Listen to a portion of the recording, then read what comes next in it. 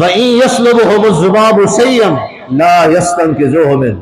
اللہ فرماتا ہے تم یہ سمجھتے ہو یہ تمہیں اولاد دیں گے، تم یہ سمجھتے ہو تمہارے نفع و نقصان کے مالک بن جائیں گے، تم یہ سمجھتے ہو تمہاری مشکلیں ٹال لیں گے۔ اللہ فرماتا ہے ان کی اوقات تو یہ ہے إِن يَسْلُبْهُمُ الذُّبَابُ شَيْئًا، اگر ان کے کھانے میں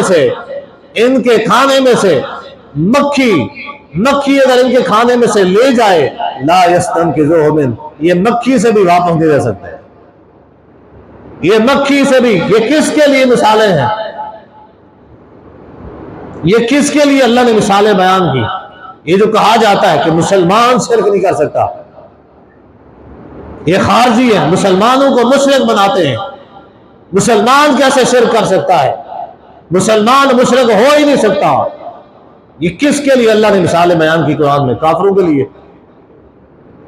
کافر قرآن پڑھتا نہیں ہے، جب کافر قرآن پڑھتا نہیں ہے، کافر سے ہمارا اسلام کا تعلق ہے ہی نہیں، اللہ نے قرآن میں پھر کافروں کے لیے مثالیں کو بیان کر دی ہے۔ کیوں مثالیں بیان کی ہیں؟